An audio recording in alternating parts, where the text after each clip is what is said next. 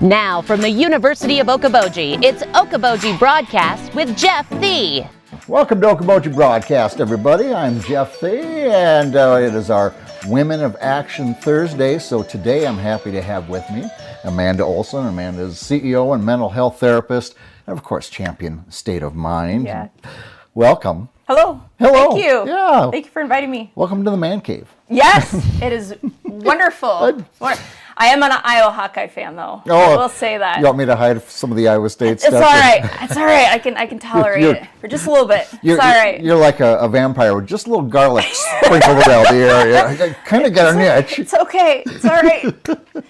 Well, Amanda, I wanted you to come in and talking about Women of Action. I like to focus on some of the great things women have and are currently doing in our area. Mm-hmm.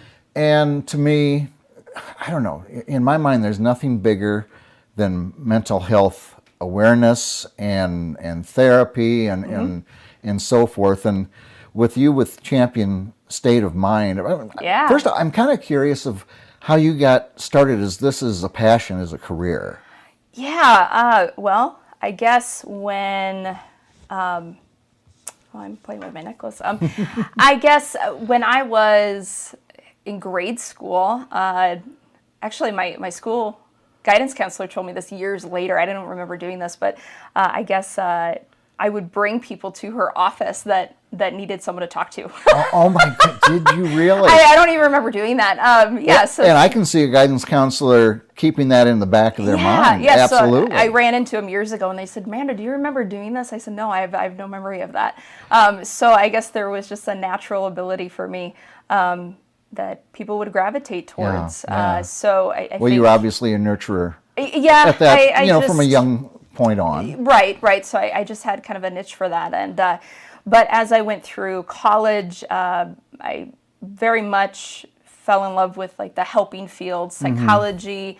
I studied religion, communication arts, leadership, women's studies. I was kind of all over the map, but I knew I wanted to work with people. Right. That was very, very clear. Where'd you go to college? Wartburg College. Okay, Wartburg. Yep, absolutely. Okay. And then after graduation, that was right about the time when the economy kind of took a really big hit. Right. So the jobs that were supposed to be there when us bachelor or people who would get their bachelor's degree were supposed to have, they weren't there. Right. So I ended up taking other jobs that paid the bills. So manager of a bar and grill. I worked for a rental car company for a while. Just, again, working with people. But then I realized, I wanted to do more, and I started researching master's programs and came across counseling. And I thought, you know what, this seems more in the line that I wanted to do. So then I went to Walden University and got my master's in mental health counseling. And then I specialized in crisis and trauma intervention. Then after finishing my master's degree, I worked for a nonprofit for a few years. And really enjoyed, again, working with the people. And nonprofit sector is a whole nother beast. Because of the clientele that you work with. But it was such a great learning experience to work in that sector. But even high school, college, I always have this part of my brain that's ticking where I'm creating things. Yeah. Half the time, I have to surround myself with people that have to kind of pull me back a little bit and keep me in check. That's what makes a great team is you have lots of different points of view. You're kind of the lead dog, and you need somebody back there going, yes. Yeah. So it's here's kind of the person who has these ideas, and then there's the reality that comes in. So I've always been kind of a creator and people who imagine things. Yes. I've done that for years. And that's just who you are. That's all right. I got that itch again. It surfaced up. So, so again, after working in the nonprofit for a while, I was like, you know what? I just have this vision of something that I want to do, and actually, there were a few people that said, Amanda, you can try, but that's actually pretty rare to jump into a private practice realm. Bluntly, for your age, because at that point I was in my late 20s. Yeah. And they thought, Amanda, most people are doing private practice when they're closer to retirement age. What are you doing? And I'm like, is that a challenge? Yeah. you have just thrown down the gauntlet. Right? Like, okay, I don't see that as a negative. Yeah. I see that, well, just because people aren't doing it doesn't mean it can't be done. Yeah, exactly right. And I thought, okay, well, let's jump into that. So in 2016, that's when I took the leap of faith and I said, okay, let's give this a go. So that's when I opened Champion State of Mind for myself, and it was me and Murphy that we've brought on the show here. Our good friend, our four-legged friend Murphy. Yeah. So we started Champion State of Mind out of Esterville, and it was myself and Murphy for a couple years, and then slowly people started to kind of get to know us, and other individuals in the field said, hey, have you thought about expanding or adding to your team? Right. And I thought, well, I haven't, I thought about it, but I don't really, not sure how to do that. Mm-hmm. If you're willing to learn with me, let's try it.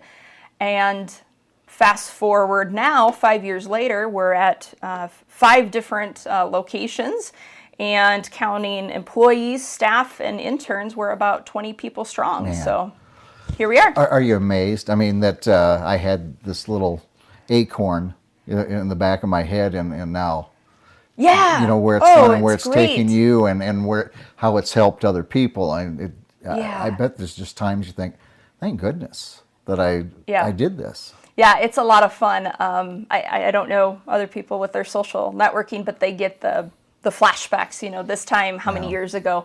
Not too long ago, one came up of a photo of my oldest son with the sign of Champion State of Mind outside the first building I was at. Yeah. And I just sat there and I thought, oh my gosh, we've come a long way. Yeah. And then to go into the communities and mention Champion, more people hear the name and they recognize that, and that's really, really fulfilling to know that people are doing that, and also to see the passion that comes from the other people that I work with too. I love that the team that Champion has is so just as passionate, if not more than me sometimes, in what they do, and that just goes to show how amazing they are. Do you think more people are aware and searching, looking out, following the pandemic and the times when we were all locked in, and certainly substance abuse, sexual abuse, different things didn't go away while we were all locked away, right? And have things kind of unearthed, and maybe more people are reaching out to you than maybe if we had never had a pandemic. Yeah, I think that's a great question.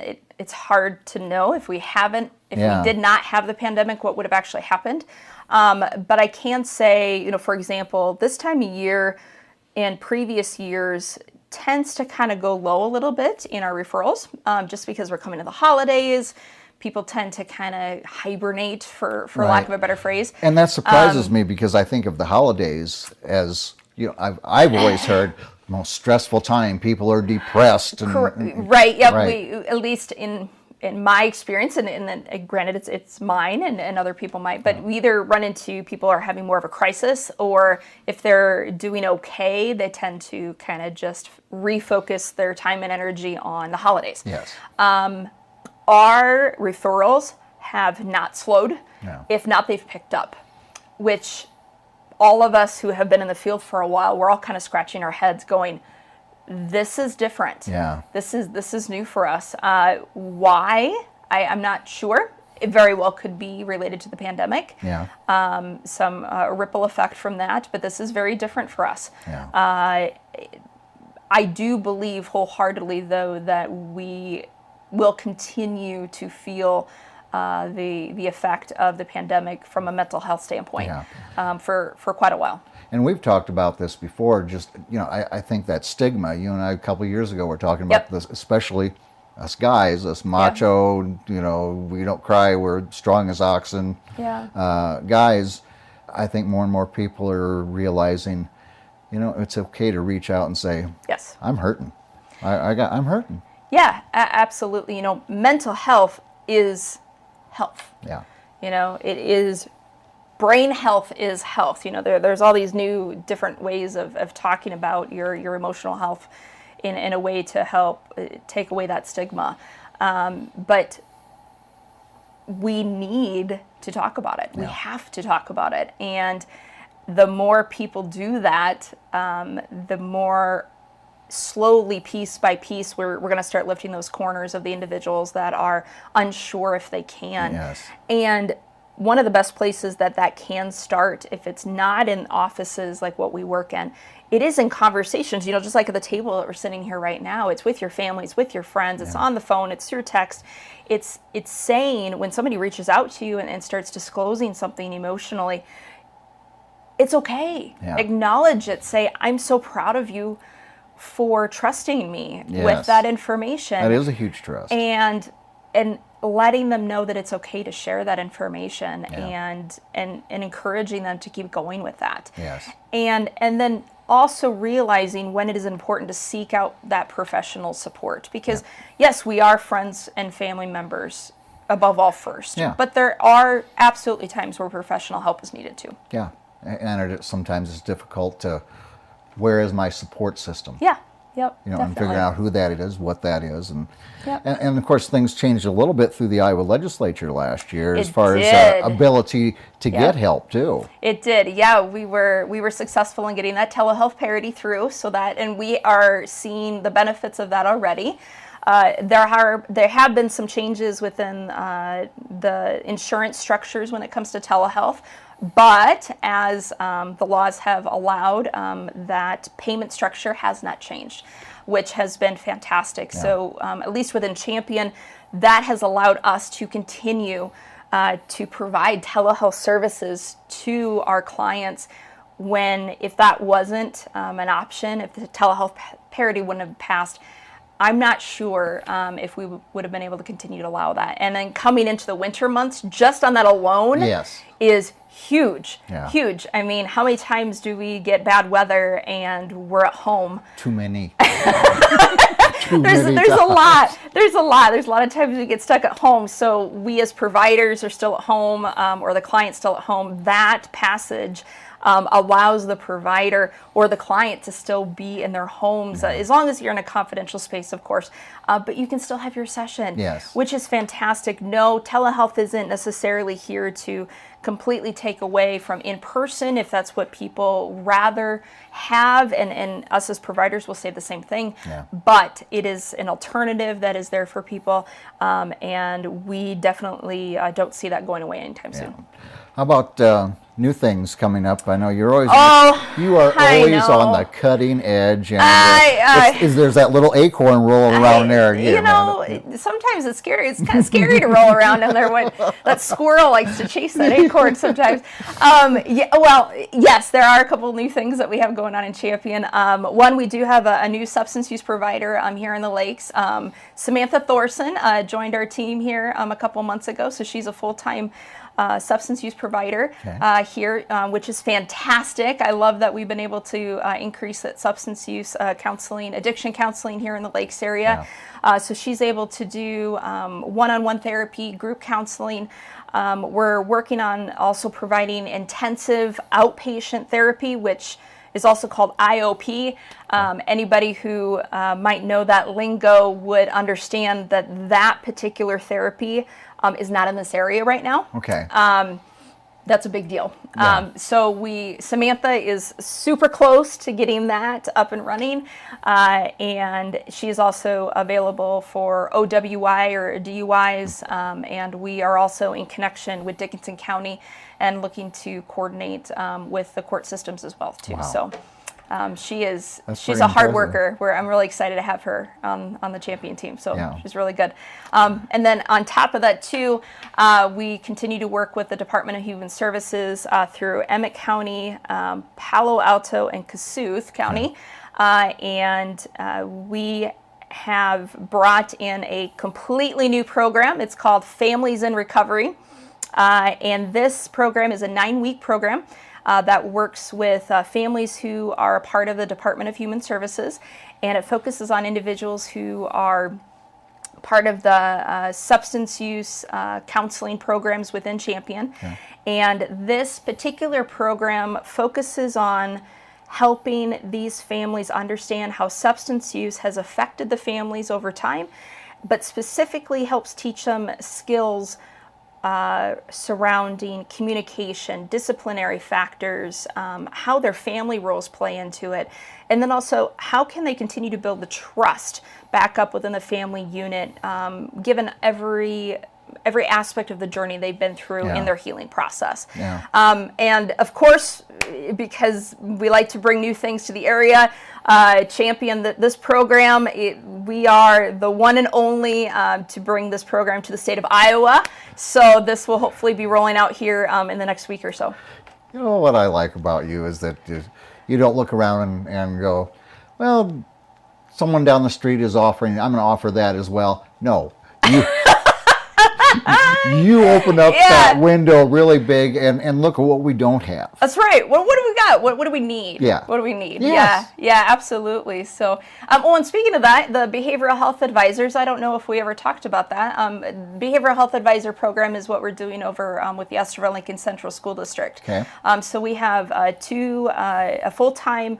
Adam and Michaela, they were on the show before. Yeah, when you moved your offices. Yes, they are the behavioral health advisors. So they've been over there now for a few months, and that's going extremely well. Good. That is a program that we created. The school had a need, and Champion, we had resources, and the region partnered with us as well, Sioux Rivers, and we all said, how can we meet the needs of this community right here, right now? Yeah. And the behavioral health advisor and the We Thinkers program was developed, and it's going remarkably well. I'm really, really excited, really proud of everybody within that program. So you look around, and I'll keep it just to the Lakes area. Yeah. What are we missing as far as mental health needs that are out there that you think in the future this is something that should be done? Is there something we're missing or some things? Yeah, I think one thing that, at least within our program, our program's Champion itself, we continue to try to bring in more providers as much as we can. Right. That's an ongoing need. I think any business that's in the mental health or substance would tell you that we're continuing to try to bring in quality providers to the area, in-person, telehealth, or both. Yeah. So that's ongoing. The other part is that the Dickinson County, there was a needs assessment that just went out, and they released the findings of that, and I was granted and welcomed into part of that panel. And one aspect that came from that I thought was really important was that finding local champions is actually the word that they were using. Finding local resources, local people that have a passion for these topics that can help rise to the top. They don't necessarily need, the pieces of paper on the wall, the things that maybe I've gone to school for. They need the passion behind it, the drive to see improvements in their communities. That is one area that I know that group really talked about, and I can absolutely see the Lakes area reaching out and finding those type of community champions to say, okay, when it comes to mental health, when it comes to addiction counseling, when it comes to the needs in the community, where are those people? Where's those passionate individuals? And then let's partner resources, and not just like one resource, like not just Champion, but multiple resources, and coming together and really building that sense of community to see we're here for each other. Yeah. And I know the Lakes absolutely has the capacity to do that. You've seen that all the time in different areas too. Yeah, very, very true. All right, my friend. Well, yes. If people have questions about Champions, they can get a hold of you on phone number, website, and all that. Yep, championmind.org is our website, and they can also call 1-800-592-0180. Extension 1 rings to Estherville, extension 2 rings to Spirit Lake. But either way, you can get a hold of us on either extension, and we'll do what we can to help you out. Very good. thank you for Yes. coming in and talking about this and talking about Absolutely. your passion and what you've done with it. Absolutely. I appreciate it. Thank you. Absolutely. My pleasure. Amanda Olson here, Champion State of Mind, our Women of Action on this Thursday. We thank her for being here. We thank you for watching us right here on Okoboji Broadcast. Okoboji Broadcast from the studios at historic Arnold's Park Amusement Park is brought to you in part by the Scott Troutman State Farm Agency in Spirit Lake, Quest Wealth Management, a financial advisory practice of Ameriprise Financial Services, advisor Jan Spielman, AJ Spielman, and Erica Wachholz. Ducky's Marine and Motorsports Repair in Spirit Lake. Bank Midwest, dream big, plan wisely, live well. Lakes Regional Healthcare and Avera Partner. Ruthven Locker at the Lake, where carnivores are welcome on Hill Avenue in Spirit Lake. Beck Engineering in Spirit Lake. Be Radiant Laser Skin Studio in the Okoboji Plaza in Okoboji.